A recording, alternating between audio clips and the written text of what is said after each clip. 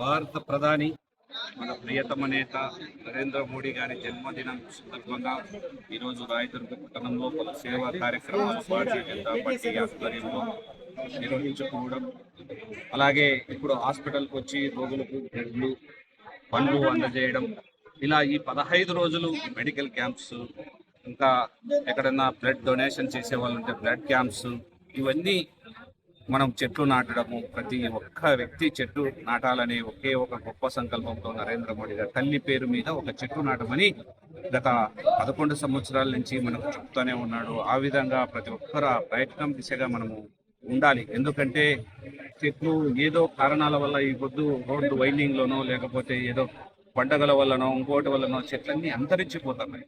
దాన్ని మరీ మనము చెట్లు నరకడమే తెలుసు కానీ చెట్లు పెంచడం మనం మర్చిపోయే పరిస్థితికి వచ్చాము. కాబట్టి అందరికీ మరొకసారి మీడియా ముఖంగా మేము గుర్తు చేస్తూ, చెట్లు నాటాలి, సేవా కార్యక్రమాలు జరగాలి, ప్రతి పేదవానికి సంక్షేమ పథకాలు అందాలి. ఈ పొద్దు కేంద్ర ప్రభుత్వం కరోనా కాలం కష్టకాలం నుంచి ఇప్పటి వరకు కానీ ఈ ప్రతి ఒక్కరికి గరీబ్ కళ్యాణ్ అన్న యోజన పథకం ద్వారా ప్రతి ఒక్కరికి ఉచితంగా రేషన్ పంపిణీ అయితేనేమి, కరోనా వ్యాక్సిన్ టైంలో వ్యాక్సిన్ పంపిణీ, ఉచితంగా వ్యాక్సిన్ పంపిణీ చేస్తూ ఇతర దేశాలకు కానీ మనం ఉచితంగా పంపించే మనమందరం చూసాం.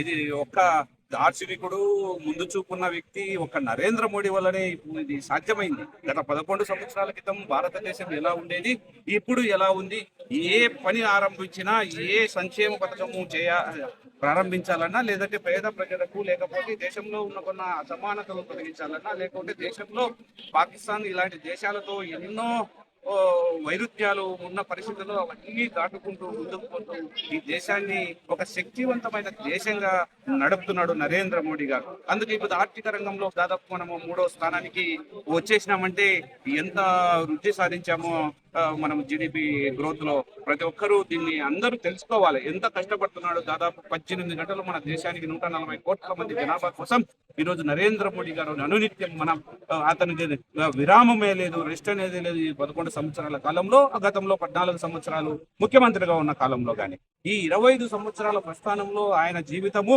ప్రజలకే అంకితము. ఇంకా రాబోయే కాలంలో ఈ దేశాన్ని నంబర్ 1 స్థానంలో నిలపాలా, విశ్వగురువుగా అవతరించాలా. ఈ దేశము మనం అందరం సుభిక్షంగా ఉండాలని ఒకే ఒక గొప్ప సంకల్పంతో నరేంద్ర మోడీ గారు పనిచేస్తున్నారు.